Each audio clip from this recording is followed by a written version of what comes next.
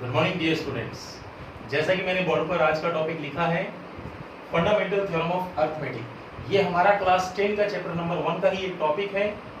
हमारा last video जो था उसमें मैंने आपको बताया था कि यूक्लिड डिवीजन लेमा को कैसे सॉल्व किया जाता है और किस तरह का क्वेश्चन एग्जाम्स में मिलता है। आज की इस वीडियो के माध्यम से मैं आपको बताना चाहूंगा कि फंडामेंटल थ्योरम ऑफ अर्थमेटिक में किस किस टाइप का क्वेश्चन एग्जाम्स में आता है। उसको शुरू करने से पहले मैं चाहूंगा कि थोड़ा बेसिक्स हम जान लें ताकि हमें आगे क्वेश्चंस करने में कोई प्रॉब्लम ना हो। जैसा कि हम अर्लियर क्लास में पढ़ के आए हैं कि प्राइम नंबर और कंपोजिट नंबर क्या होता है। Any number other than 1 is either prime or composite. How? I will clear you.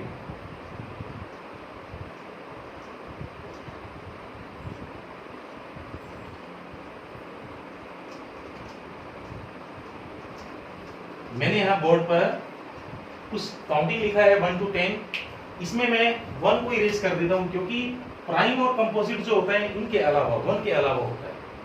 आपको करना क्या बेटा, एक सिंपल सा काम करना है। आपको इन सब का फैक्टर लिखना है कि कौन कौन फैक्टर इसका होता है। इट मींस कौन कौन ऐसा है जो इसको कंप्लीटली डिवाइड करेगा। 2 को कौन कौन डिवाइड करता है कंप्लीटली, 1 भी करता है, 2 भी करता है, 3 को 1 3, 4 को 1 2 4, 5 को 1 5, 6 को 1 2 3 6।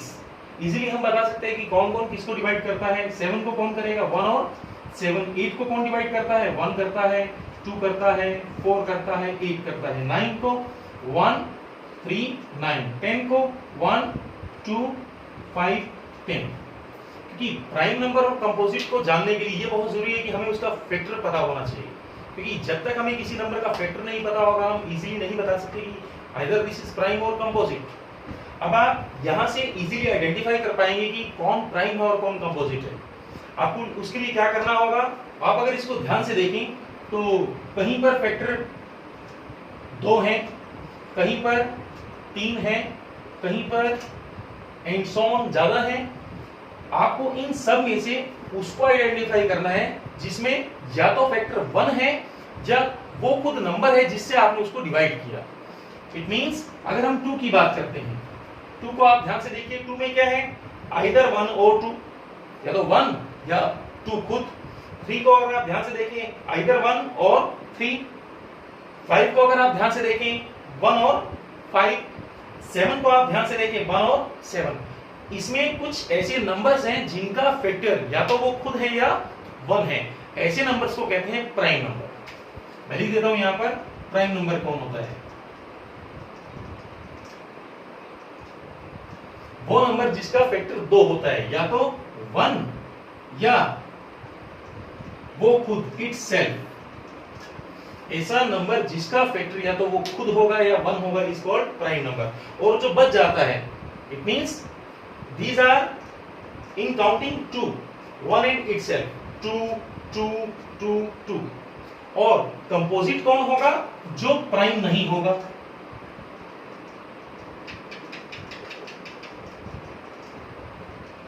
कंपोजिट नंबर वो होगा जो प्राइम नहीं होगा। तो आप देख सकते हैं इसमें कौन कौन प्राइम नहीं है। 4 नहीं है, 6 नहीं है, 8 नहीं है, 9 नहीं है, 10 नहीं है। It means they all are composite. अगर ये कंपोजिट है तो इसका भी कोई डेफिनेशन होगा। Yes, it has 2 factor and composite number have more than 2 factor. It means यहां पर एक तो 1, एक वो खुद, और उसके अलावा कोई ऐसा नंबर भी हमें मिलेगा जो उसको पूरी तरह डिवाइड करता होगा, तो हमारा होगा कंपोजिट नंबर। मैंने स्टूडेंट्स 10 तक का लिखा। आप किसी भी नंबर को इजीली बता सकते हैं प्राइम है या कंपोजिट है। आपको करना क्या है, आपको उस नंबर को डिवाइड करके देखना है। अगर वो नंबर 1 और खुद से डिवाइड होता है it means this is only prime. अगर वो नंबर 1 खुद और किसी और से भी डिवाइड होता है it means this is composite number. हमारा आज का टॉपिक इससे मिलता जुलता है। हम आज आपको कंपोजिट नंबर्स के बारे में थोड़ा और जानकारी देंगे क्योंकि हमारा आज का टॉपिक है फंडामेंटल थ्योरम ऑफ अर्थमेटिक। इसमें मैं एक एग्जांपल लेकर आपको ज्यादा इजीली क्लियर करूंगा कि आपको किस तरह का क्वेश्चन आया तो आपको क्या करना होगा। हमें हर बार एग्जाम में एक नंबर दिया होता है, let I am taking 18। We know this is composite number. अगर ये कंपोजिट है तो हम क्या कर सकते हैं, इसको फैक्टराइज कर सकते हैं। फैक्टराइज कैसे करेंगे, वेरी इजी। फैक्टराइज करते समय एक चीज का हम हमेशा याद रखेंगे, फैक्टराइज जब किया जाता है for finding prime factors, it means जिस नंबर से आप डिवाइड कर रहे हो 18 से वो हमेशा प्राइम नंबर होना चाहिए। इट मींस सबसे पहले आप किससे ट्राई करेंगे, फर्स्ट प्राइम नंबर, और in natural numbers first prime number is 2, so we should start with 2। Then 9 2 से डिवाइड नहीं होता, इट मींस अब 2 के बाद नेक्स्ट प्राइम कौन है हमारा, 3 3 3 जा 9, देन 3 1 जा 3। अगर हम चाहें तो यहां भी छोड़ सकते हैं इसको, अगर हम चाहें तो इसको 1 तक भी कर सकते हैं, बिकॉज हमारा मेन टास्क है तब तक सॉल्व करना जब तक कि प्राइम नंबर ना मिल जाए, क्योंकि प्राइम नंबर खुद से ही डिवाइड होगा या 1 से डिवाइड होगा, तो इसका मतलब हमारा जो सॉल्यूशन है वो प्राइम नंबर तक आता है। और इसको समझाने के लिए इससे जो नेक्स्ट स्टेप है आपको करना क्या है, 18 को किस फॉर्म में लिखना है, इस प्राइम नंबर्स का प्रोडक्ट की फॉर्म में लिखना है। हाउ, फर्स्टली क्या आएगा, 2 देन 3 देन 3। इसको थोड़ा और सिंप्लीफाई करें, इट मींस 2 कितना टाइम आया, 1 टाइम, 3 कितना टाइम आया, 2 times. So this is composite number and they are prime factors. अगर आपको इतना समझ में आया तो आपको फंडामेंटल थ्योरम ऑफ अरिथमेटिक का बेसिक समझने में कोई प्रॉब्लम नहीं होगा। हमारा जो अगला स्टेप है वो यही है कि what is fundamental theorem of arithmetic. इसको मैं इरेज कर रहा हूं। मैंने आपको अभी एक एग्जांपल लिया सिंपल सा 18, और मैंने क्या किया, उस 18 को प्राइम फैक्टराइज किया। प्राइम फैक्टराइज करके मैंने लास्ट में उसको प्रोडक्ट में लिखा। किसका प्रोडक्ट, प्राइम नंबर्स का प्रोडक्ट। और हमारा आज का फंडामेंटल थ्योरम ऑफ अरिथमेटिक का बेसिक स्टेटमेंट भी यही है। स्टेटमेंट लिख रहा हूं मैं इसका, statement,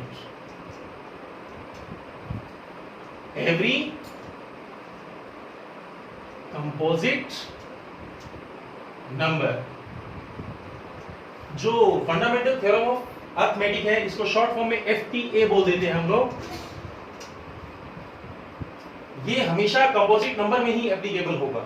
every composite number can be expressed, हम उसको कैसे लिख सकते हैं, as the product of primes. Primes कहें या प्राइम नंबर कहें, क्या होता है कंपोजिट नंबर। कंपोजिट नंबर को हमें कैसे लिखना है, प्राइम फैक्टराइजेशन की फॉर्म में लिखना है।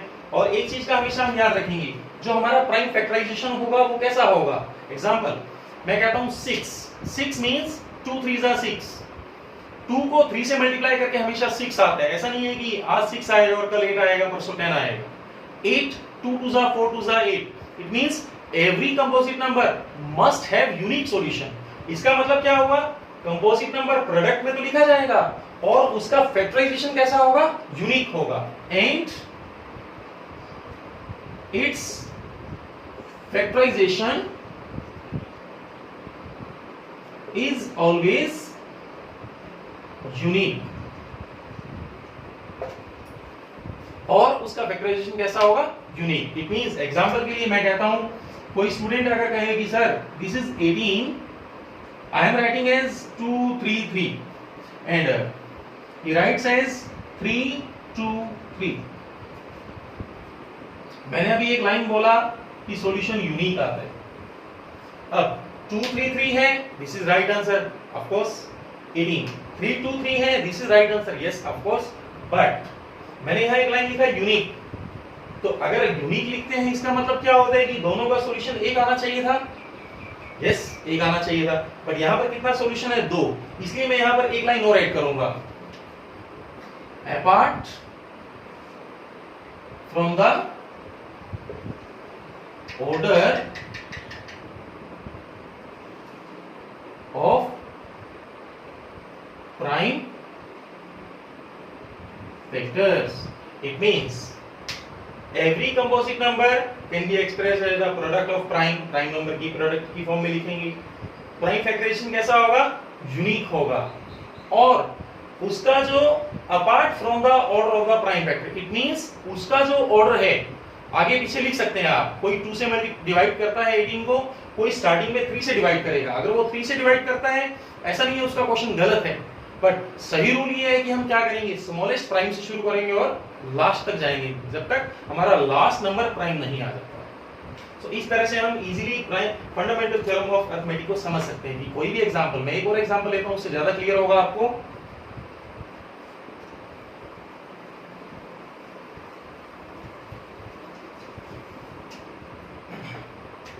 इस एग्जांपल में मैं लेता हूं लेटर 84, अगेन 42 21 3 7 7 1। तो 84 is 2 times, 3 1 time, 7 1 time. So this is composite number and this is what expressed as the product of prime number, and every prime factorization is unique. So you can easily define what is fundamental theorem of arithmetic. और भी इसका use बहुत जगह है, हम 2-4 questions आज discuss करेंगे जिससे आपको ज्यादा क्लियर होगा कि एग्जाम्स में फंडामेंटल थ्योरम ऑफ अरिथमेटिक का क्वेश्चन किस किस फॉर्म में आता है। हमारा नेक्स्ट टॉपिक जो क्वेश्चन रहेगा वो देखेंगे आप।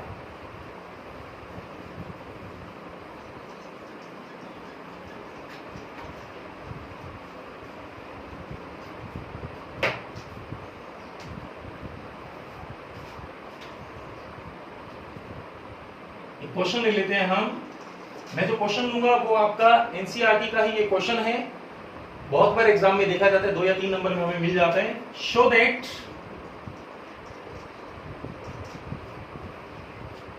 6 raised to power n can not and with the digit 0 और 5 फॉर नेचुरल नंबर n। ऐसा क्वेश्चन बहुत बार एग्जाम में मिलता है, एग्जाम में चेंज होकर स्टेटमेंट आता है कई बार। मैंने लिखा show that 6 raised to power n can not end with digit 0। Exam में आ सकता है 6 raised to power n की जगह 8 raised to power n, 2 raised to power n, 4 raised to power n, बाकी का स्टेटमेंट आपका सेम रहेगा। इसको समझने के लिए मैं एक सिंपल सा कॉन्सेप्ट आपसे शेयर करना चाहूंगा। इस क्वेश्चन में एक लाइन लिखा है can not end with digit 0 और 5। हम बचपन से टेबल्स पढ़ते आए हैं। अगर मैं आपसे एक जनरल चीज डिस्कस करूं कि ऐसा कौन है जो 0 और 5 दोनों को डिवाइड करता है, कॉमन अगर हम देखें तो एक ही है, दैट इज 5। आप कभी भी अगर 5 का टेबल आपने अगर देखा हो ध्यान से, उसमें एक चीज कॉमन है दोनों में,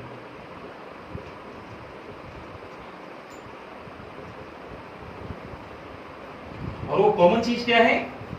कॉमन है या तो यूनिट प्लेस पर 5 आता है या यूनिट प्लेस पर 0 आता है। इट मींस अगर कोई भी नंबर, मैं अगर एक बात करूं एक कंपोजिट नंबर का, मुझे कंपोजिट नंबर दिया है और मुझे पूछा बताइए क्या ये एंड करेगा 0 में अगर उसकी पावर n हो, तो मुझे सिंपल काम करना है, मुझे उस कंपोजिट नंबर को क्या करना होगा? फैक्टराइज करना होगा। अगर उसके फैक्टराइजेशन में 5 मिल जाता है, इट मींस 5 उसको कंप्लीटली डिवाइड करेगा, 0 मिल जाता है 0 5 को डिवाइड करेगा। और इस क्वेश्चन में भी मुझे कुछ ऐसा ही करना होगा। जब आप इस क्वेश्चन को अच्छे से सॉल्यूशन देखेंगे तो आपको ज्यादा समझ में आएगा कि इस कॉन्सेप्ट को हम इस क्वेश्चन में कैसे यूज करेंगे। सो सॉल्यूशन देखेंगे सभी इसका।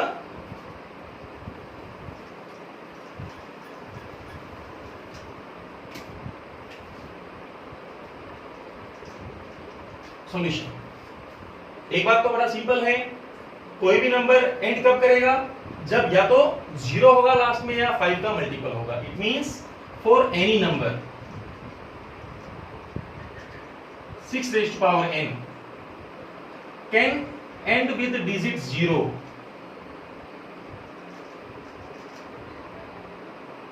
और 5। कोई भी नंबर अगर मैं मानता हूं कि 0 और 5 में एंड करेगा, कब? If it is divisible by 5। ऐसा तभी पॉसिबल है जब वो 5 से डिवाइड होगा। या हम कह सकते हैं जो उस नंबर का प्राइम फैक्टराइजेशन होगा, या हम कहेंगे prime factorization of the number, prime factorization of number must contain, या अगर उस 6 को आप सिंप्लीफाई करेंगे, उसका प्राइम फैक्टराइजेशन निकालेंगे, तो वो आपका उसके अंदर 5 मिलना चाहिए। हम चेक करते हैं मिलता है या नहीं। मैंने 6 रेज़ टू पावर n को फैक्टराइज किया, this is 2 multiply 3, there is no 5। अगर 5 नहीं है इसका मतलब क्या होगा कि कभी भी अगर हमें मान लीजिए 0 चाहिए लास्ट में, इट मीन 0 कब मिलता है, 2 5 जा, मुझे मान लीजिए 2 3 जा 6 है, आगे मुझे फर्दर जाना है, अगेन 0 मिलता है 6 5 जा। अगर आप चाहते हो कि वो 0 में एंड हो तो आपको मिनिमम वहां पर क्या चाहिए, 5 तो चाहिए। और क्योंकि 2 मल्टीप्लाई 3 यहां पर 5 नहीं है, आप कहेंगे देयर इज नो 5, यहां पर 5 एग्जिस्ट नहीं करता। और मैंने अभी इसे लास्ट टॉपिक में आपको बताया फंडामेंटल थ्योरम ऑफ अरिथमेटिक क्या होता है। उसमें हम किसी भी कंपोजिट को प्राइम फैक्टर्स की फॉर्म में लिखते हैं, और जो आपका प्राइम फैक्टराइजेशन होगा वो कैसा होगा, यूनिक होगा। सो जो हमारा सॉल्यूशन है वो तो हमेशा 2 मल्टीप्लाई 3 होगा। तो कभी भी 6 में 5 नहीं मिलेगा, और अगर कभी भी 5 नहीं मिलेगा इसका मतलब क्या होता है कि वहां पर कभी n में 0 भी नहीं मिलेगा। हम इसके लिए एक लाइन लिखेंगे, bye fundamental theorem of arithmetic every composite number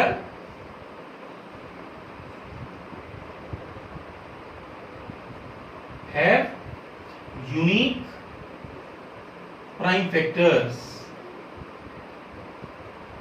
factorization। so unique होगा तो एक बात तो बड़ा कॉमन है ना कि हमेशा 2 मल्टीप्लाई 3 होगा, तो 5 कभी भी नहीं होगा। So we can say that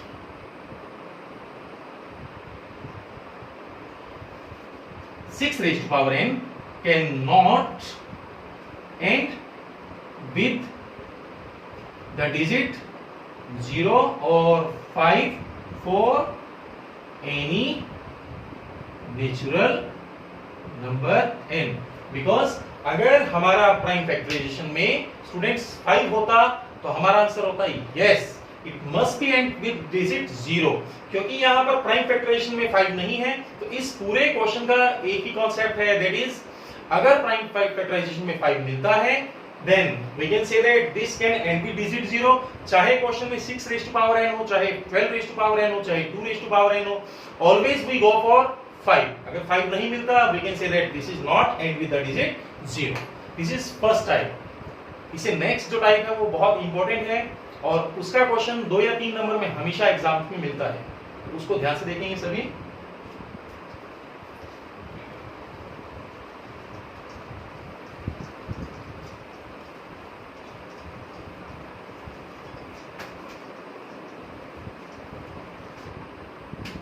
और जो आपको कंपोजिट नंबर बताया था उसमें कई बार 1 नंबर भी या 2 नंबर में क्वेश्चन मिल जाता है फैक्टर ट्री का। मैं एक एग्जांपल ले लेता हूं, सिंपल से ज्यादा क्लियर होगा आपको। यहाँ पर मैंने एक नंबर लिया लेट 42 को फैक्टर ट्री की फॉर्म में लिखना है। फैक्टर ट्री वो हम क्लास 6 से लिखते आ रहे हैं। इसकी अलग अलग ब्रांचेस होती है, ट्री का तो अपना ब्रांच होता ही है, तो ऑब्वियस है कि ये भी एक ट्री ऐसा होगा जिसका अलग अलग ब्रांचेस होगा। 42 में फर्स्ट होगा 2, यहाँ होगा 21, देन 3, लास्ट 7। और मैंने आपको क्या बताया था डियर स्टूडेंट्स कि जब तक कंपोजिट नंबर को सिंप्लीफाई करना है, जब तक लास्ट में प्राइम नंबर नहीं आ जाता, and 7 is the prime number, so आप यहीं पर उसको छोड़ देंगे। And this is factor tree for 42। इसमें एक क्वेश्चन कई बार ऐसा भी आता है, हमें यहां पर एक नंबर दे दिया, लेट मैं लेता हूं 512, इधर में हमें दे दिया ब्लैंक, इधर में हमें दे दिया 256, इधर में हमें दे दिया मान लीजिए 2, इधर में हमें दे दिया मान लीजिए ब्लैंक, इधर में हमें दे दिया मान लीजिए ब्लैंक, और अगेन इधर में हमें दे दिया मान लीजिए 2, इधर में हमें दे दिया मान लीजिए ब्लैंक, और एंड सो ऑन। इससे आगे का मैं यहां कर रहा हूं, इधर में हमें दे दिया मान लीजिए 32, इधर में हमें दे दिया मान लीजिए ब्लैंक, इधर में हमें दे दिया मान लीजिए 2, इधर में हमें दे दिया मान लीजिए ब्लैंक, इधर में हमें दे दिया मान लीजिए ब्लैंक, इधर में हमें दे दिया मान लीजिए 8, इधर में मान लीजिए दे दिया 2, इधर में दे दिया ब्लैंक, इधर में मान लीजिए दे दिया हमें 2, इधर में हमें दे दिया मान लीजिए ब्लैंक। ऐसा क्वेश्चन कई बार मिल जाता है। This is also one kind of factor tree. जितने क्वेश्चन मार्क्स है उसको फिल करो, बहुत इजी है। आपको सिर्फ ऊपर वाले से नीचे वाले से ऊपर वाले को बनाना है। कैसा बनेगा? 5 1 2 कब आएगा? जब इन दोनों को आपस में मल्टीप्लाई करेंगे। तो 256 को किससे मल्टीप्लाई करो कि 5 1 2 मिल जाए? Very easy, with 2। तो यहां क्या आएगा? 2 आएगा। अगेन 256 चाहिए, 2 को किससे मल्टीप्लाई करो कि 256 आए? आपस में डिवाइड करेंगे तो पता लग जाएगा क्या आएगा? 128 आएगा। एंड अगेन यहां पर 64 आएगा, देन यहां पर 32, यहां पर 2, यहां पर 2, यहां पर अगेन 2 16 जा 32, देन 16 का 8 2 जा, देन 2, लास्ट 2, क्योंकि तब तक जाना है जब तक कि लास्ट नंबर प्राइम फैक्टर नहीं मिलता, प्राइम नंबर नहीं मिलता। ऐसा क्वेश्चन बहुत बार एग्जाम में आता है। एक नंबर में आपको एक वैल्यू दिया होगा और नीचे में दिया होगा x y z, find the value of x y z। मैंने यहाँ क्वेश्चन मार्क लिया, वो कहेगा x y z, आपको उन x y z का वैल्यू निकालना होगा। ऐसा क्वेश्चन भी कई बार एग्जाम में देखा जाता है। हमारा नेक्स्ट जो टॉपिक रहेगा वो होगा HCF एंड LCM।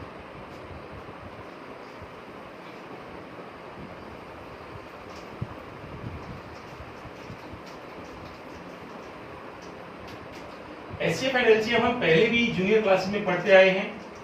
आज भी मैं आपको कुछ नया नहीं बताऊंगा, बट कोशिश करूंगा कि आपको इजीएस्ट वे बताऊं जिससे आप इजीली कभी भी अगर कोई क्वेश्चन HCF LCM का मिलता है तो आप लोग उसको ठीक तरह से अटेम्प्ट करें। उसके लिए मैं एक एग्जांपल लेता हूं। मान लीजिए this is 36 and this is 54। So firstly एक काम तो हम सबको करना है, इन दोनों को कंपोजिट नंबर्स को प्राइम फैक्टर्स के प्रोडक्ट की फॉर्म में लिखना है।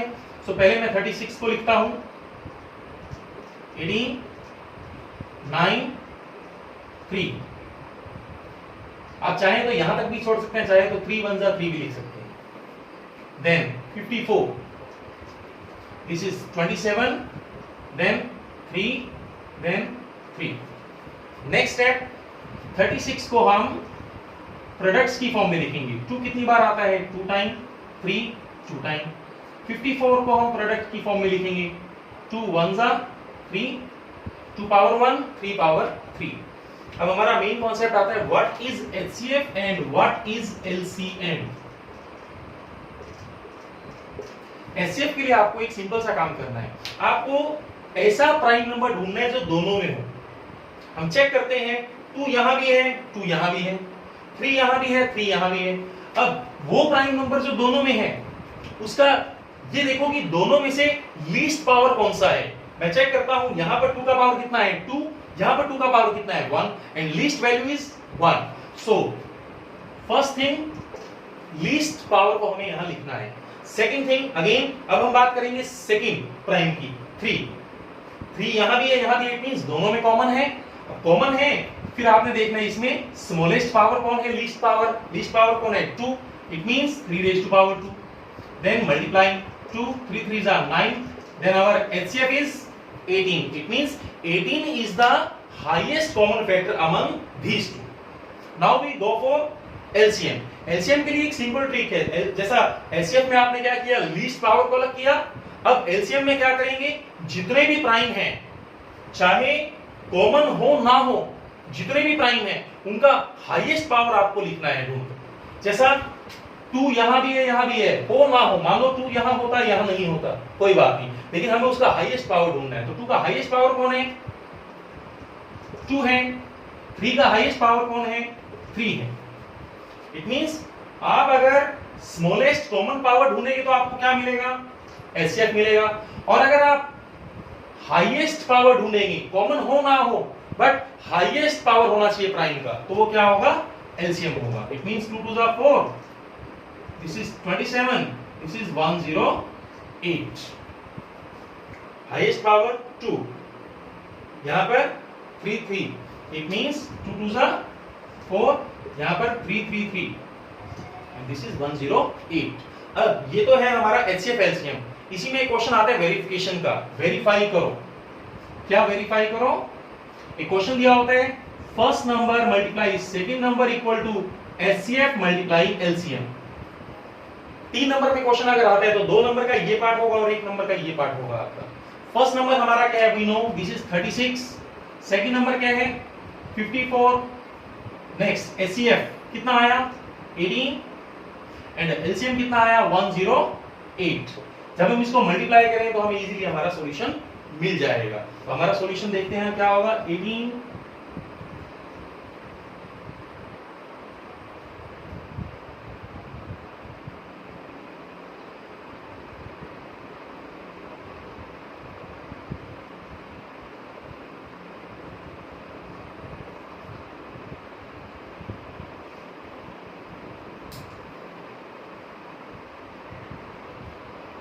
this is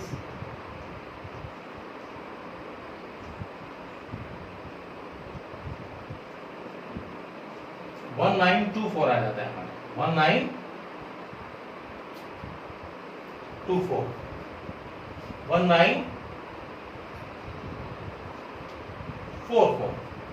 और अब हम इसको मल्टीप्लाई करते हैं, हमारा इसको मल्टीप्लाई करके हमारा 1944 आता है। It means left hand side equal to right hand side. 1944 equal to 19। It means करना क्या है आपको? दोनों नंबर को मल्टीप्लाई किया, इन दोनों को मल्टीप्लाई किया एंड देन सिंपलीफाई किया। आपने देखा this equal to this, then we can say that this is verified. और ऐसा ही 2 नंबर की जगह 3 में भी आ जाता है। 3 वाले में क्या होगा? This is 36, this is 54। आपको एक नंबर और दे देगा लेट एंड नंबर दे देगा, मान लीजिए आपको 60 दे देता है 60। तो हमें क्या करना होगा? अब 60 को सिंपलीफाई करना होगा। 60 का प्राइम फैक्टराइजेशन देखें तो क्या आता है अगर 3 वाले की बात करें। अगेन 60 को हम लिखेंगे तो कैसा लिखेंगे? जैसा कि मैंने आपको बताया एचसीएफ एलसीएम के लिए आपको क्या ढूंढना है? ऐसा पहली चीज जो दोनों तीनों में हो, इसमें भी हो, इसमें भी हो, इसमें भी हो। कौन है? 2 तीनों में है। स्मॉलेस्ट पावर कौन है? 1। अब देखना है 3 यहां भी है, यहां भी है, यहां भी है, लेकिन स्मॉलेस्ट पावर कौन है? 3 1 2 3 6। अब अगर हम बात करेंगे एलसीएम का, तो एलसीएम का क्या होगा? एलसीएम में आप देखेंगे वो वैल्यू जो प्राइम नंबर हो पहली चीज। तो देखिए कितना डिफरेंट प्राइम नंबर हमारे पास है। 2 है, 3 है, 2 है, 3 है, 2 है, 3 है, 5 है। तो टोटल 3 तरह का प्राइम नंबर है।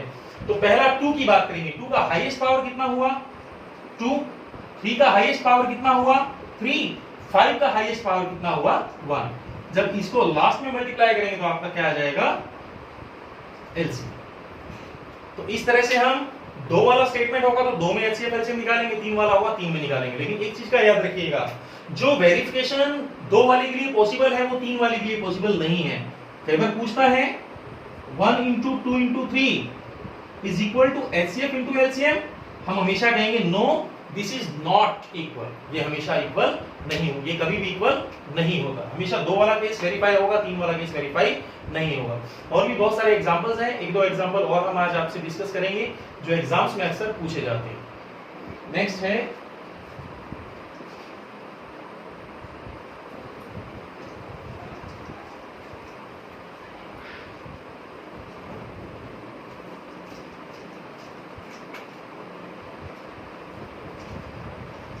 और जितने भी क्वेश्चंस हैं ज्यादातर एक्सरसाइज 1.2 का कोई भी डाउट आपका इनको समझने के बाद नहीं रहेगा। नेक्स्ट जो हमारा क्वेश्चन होगा that is application based question. उसमें मैं आपको जस्ट सिंपल एक इक्वेशन जनरल फॉर्म में आपको बताऊंगा कि क्वेश्चन में दिया गया है और हमें करना क्या है। यहाँ पर 3 फ्रेंड्स की बात है, वो तीनों दोस्त डेली मॉर्निंग वॉक पे जाते हैं और वो कंप्लीट स्टेप जो रखते हैं दैट इज 28 30 एंड 35 सेंटीमीटर। उनका स्टेप काउंट, स्टेप मेजरमेंट हमें पता है 28 30 35। वो क्या करते हैं? सुबह मॉर्निंग वॉक कर रहे हैं तो वो सुबह घूम रहे हैं। अब हमें क्या करना है? हमें ऐसा लीस्ट वैल्यू ढूंढना है जो इन तीनों को, मतलब वो तीनों का जो स्टेप्स है, जो वो सारा डिस्टेंस कवर करेंगे, तो डिस्टेंस जो होगा वो कवर वो कंप्लीट स्टेप्स में होना चाहिए। ऐसा नहीं है कि मतलब वो नंबर इससे तो डिवाइड हो लेकिन इससे ना हो, इससे हो इससे ना हो। इट मींस वो तीनों दोस्तों का स्टेप मेजरमेंट आपको पता है। आपको क्वेश्चन इस फॉर्म में आएगा कि लीस्ट वैल्यू ढूंढिए, वो वैल्यू जो इन तीनों को, वो तीनों स्टेप से कवर करेंगे और उस वैल्यू को कंप्लीटली कवर करेंगे। इट मींस उनका जो स्टेप्स होगा वो क्या होगा, कंप्लीट होगा। उसके लिए आपको क्या करना होगा, ऐसा जब भी कोई क्वेश्चन मिलता है लीस्ट वैल्यू का, तो हमेशा याद रखेंगे आपको उस वैल्यू का क्या निकालना होगा, एलसीएम निकालना होगा। मैं इस क्वेश्चन में एलसीएम अलग अलग ना निकाल के मैं एक साथ निकालता हूं, क्योंकि इसके कई मेथड एलसीएम निकालने का, आप ऐसे भी निकाल सकते हैं। 28, 30, 35 सबसे पहले 2 से डिवाइड करेंगे, अगेन 2 से डिवाइड करेंगे, देन 3 से डिवाइड करेंगे, देन 5 से डिवाइड करेंगे, देन 7 से डिवाइड करेंगे। पहले मैंने 2 से डिवाइड किया, फिर 2 से डिवाइड किया, फिर 3 से डिवाइड किया, फिर 7 से डिवाइड किया और लास्ट में 7 से डिवाइड किया। ऐसा करने से एक बार आप, अगर कोई गलती से आपसे मिस्टेक होता है तो आप एक बार उसको वेरीफाई भी कर सकते हैं और फिर आप इसको मल्टीप्लाई करके आप इसका एलसीएम फाइंड कर सकते हैं। 2 2 4, 3 12, 5 60, 7 420। इट मींस 420 सेंटीमीटर वो पॉइंट होगा जहां पर वो तीनों उस जितना डिस्टेंस कवर करना था उसको कवर करेंगे और उनका जो स्टेप्स काउंट होगा वो भी क्या होगा, कंप्लीट होगा। एग्जांपल, जो पहला लड़का होगा, इतना डिस्टेंस कवर करने के लिए उसने कितना स्टेप्स रखा, 1 जा 5 जा, उसने 15 स्टेप रखकर इतना डिस्टेंस कवर किया। सिमिलरली आप दूसरे का निकाल सकते हैं, सिमिलरली आप तीसरे का निकाल सकते हैं। It means steps count are complete. So ऐसा क्वेश्चन जब भी आता है तो आपको हमेशा क्या करना होगा, एलसीएम करना होगा। एक क्वेश्चन और वेरी इंपॉर्टेंट जो एग्जाम्स में आता है उसको हम डिस्कस करेंगे आज, ताकि अगर एग्जाम्स में फंडामेंटल थ्योरम ऑफ अरिथमेटिक का कोई भी क्वेश्चन आपको मिलता है उससे मिलता जुलता, तो आप उसको ट्राई कर सकते हैं। नेक्स्ट क्वेश्चन देखेंगे सभी।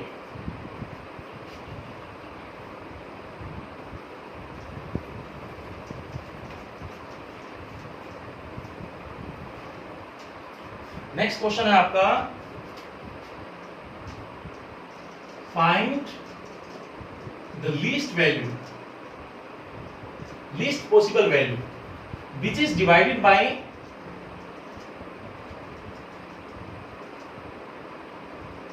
35, 56 and 91। मतलब ऐसा वैल्यू बताइए जो इन तीनों से डिवाइड करने पर ऑलवेज लीव्स रिमाइंडर 7। इन तीनों से डिवाइड करने पर हमेशा रिमाइंडर क्या देगा, 7 देगा। उसके लिए हमें क्या करना होगा, वेरी इजी। जब कभी भी अगर मैं आपको कहूं कि कोई नंबर इन तीनों से डिवाइड हो, इसका मतलब क्या है, वो नंबर जो उन तीनों का एलसीएम होगा। पहले तो आपको क्या करना होगा, उन तीनों का एलसीएम निकालना होगा। हम यहां पर इन तीनों का एलसीएम निकालेंगे क्योंकि वही नंबर इन तीनों से डिवाइड होगा जो इसका एलसीएम होगा। इसका एलसीएम निकालेंगे पहले हम 35, 56, 91। सो यहां पर सबसे पहले हम 2 से ट्राई कर लेते हैं, देन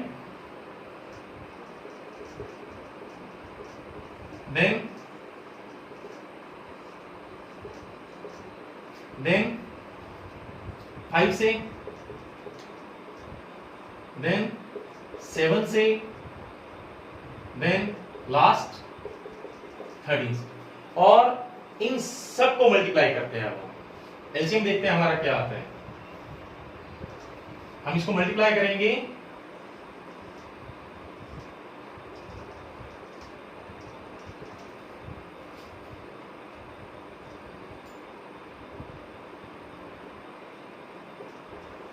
इन सबको मल्टीप्लाई करके हमारा आता है 3640। इट मींस क्या मतलब हुआ कि ये तीनों मिलकर या तीनों अलग अलग इस नंबर को पूरी तरह डिवाइड करते हैं। बट मेरा क्वेश्चन क्या था कि ऐसा लीस्ट वैल्यू ढूंढिए जो इन तीनों से डिवाइड करने पर हमेशा 7 रिमाइंडर देता है। इसका मतलब क्या हुआ, जो हमारा सॉल्यूशन होगा वो ये तो नहीं होगा, वो होगा इससे ठीक 7 ज्यादा, बिकॉज 3640 तो कंप्लीटली डिवाइड हो रहा है। तो 3647 को अगर आप इससे डिवाइड करें, इससे डिवाइड करें, इससे डिवाइड करें, तो हमेशा क्या होगा, आपका 7 रिमाइंडर बचेगा। तो इस तरह का अगर क्वेश्चन एग्जाम में आता है तो आप इसको सिंप्लीफाई कर सकते हैं। एक लास्ट क्वेश्चन करेंगे हम, वो वेरी इंपॉर्टेंट है और बहुत बार एग्जाम्स में देखा जाता है।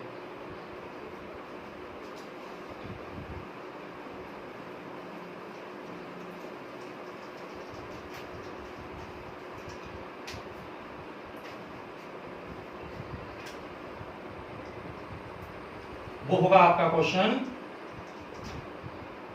What is the greatest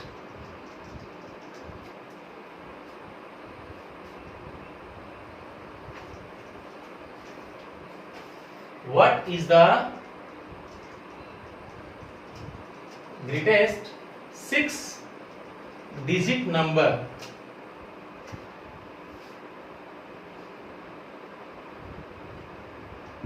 which is divided by 24, 15 and 36. What is the 6-digit greatest number which is divided by 24, 15 and 36? हमें 6 डिजिट का ऐसा नंबर बताना है जो इन तीनों से कंप्लीटली डिवाइड होता है। उसके लिए जनरल रूल है जो हमें फॉलो करना है, क्योंकि हमें 6 डिजिट ग्रेटेस्ट नंबर पता होना चाहिए। तो सबसे पहले मैं लिखूंगा सॉल्यूशन में कि सबसे बड़ा ग्रेटेस्ट नंबर कौन है 6 डिजिट का। 6 डिजिट ग्रेटेस्ट नंबर कौन होगा, 99999, 6 टाइम 9। पहला काम तो बहुत इजी है, मैंने आपको बताया कि कोई भी नंबर अगर इन तीनों से डिवाइड होगा लास्ट क्वेश्चन में, इसका मतलब वो उसका एलसीएम क्या करेगा, इन तीनों को डिवाइड करेगा।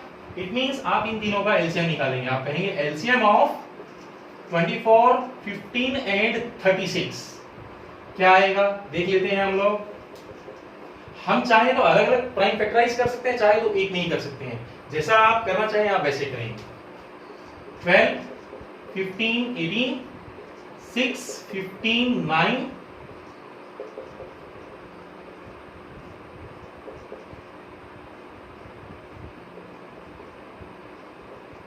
last 5. So what is LCM? LCM देखते हैं क्या आता है, 2, 2, 2. This is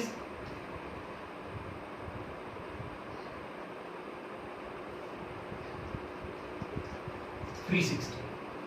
हमारा LCM आता है 360। अब करना क्या होगा, अगर 360 इसको कंप्लीटली डिवाइड करता है, इसका मतलब क्या हुआ, ये तीनों भी इसको डिवाइड करेगा, तो मैं क्या करूंगा, इसको इससे डिवाइड करूंगा। अगर इसने इसको डिवाइड किया, इसका मतलब क्या होगा, ये भी इसको डिवाइड करेगा, ये भी इसको डिवाइड करेगा, ये भी इसको डिवाइड करेगा। अगर नहीं करेगा तो वो कौन है जो इन तीनों को डिवाइड करेगा, उसको हमें पता लगाना है। तो सबसे पहले हम क्या करेंगे, इसको इससे डिवाइड करेंगे।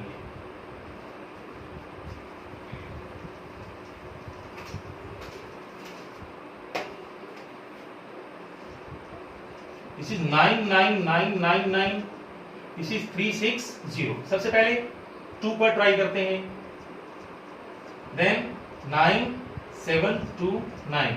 अब देखते हैं किस पर जाएगा, 7 पर ट्राई करते हैं हम लोग, 7, 2520, अगेन 972, अगेन 9 कैरी करेंगे, अगेन क्योंकि सेम है सेम पर जाएगा, अगेन सेम, तो अगेन सेम पर जाएगा। This is 972, 279। सो जो ये हमारा नंबर है, अगर ये इसको कंप्लीट डिवाइड करता, ऐसा कब पॉसिबल था, जब रिमाइंडर क्या आता, 0 आता।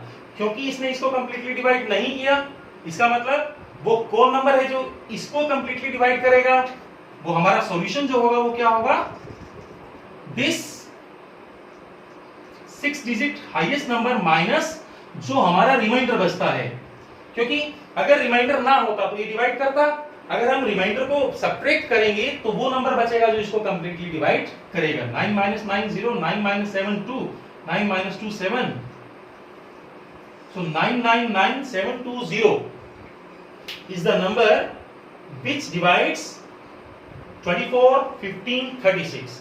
क्योंकि उसको कर रहा है तो ऑटोमेटिक उसके एलसीएम को भी करेगा, इसलिए हमने क्या किया, पहले इसको इससे डिवाइड किया, अगर ये कंप्लीटली डिवाइड होता तो ये तीनों भी इससे डिवाइड होता, क्योंकि ये कंप्लीट डिवाइड नहीं करता, इसका मतलब कुछ रिमाइंडर बचता है, उस रिमाइंडर को आपको क्या करना होगा, माइनस करना होगा, आपका आंसर आता है। ऐसा क्वेश्चंस बहुत सारा हमारी एनसीईआरटी बुक में दिया है, हमारा आरडी शर्मा की बुक में दिया है, आप चाहें तो इसके जैसे क्वेश्चंस इस वीडियो को देखकर ट्राई कर सकते हैं, और एग्जाम्स में अगर कोई क्वेश्चन आता है तो उसको अच्छे से आप कर सकते हैं, ताकि आपका एग्जाम में अगर कोई क्वेश्चन आया तो कभी भी गलत ना हो। अगर आपको आज का वीडियो पसंद आया तो प्लीज शेयर सब्सक्राइब करेंगे और लाइक करेंगे, और मुझे मोटिवेट करेंगे कि आगे भी मैं आपके लिए ऐसा ही वीडियो लेके आऊं। Thank you for watching, thank you.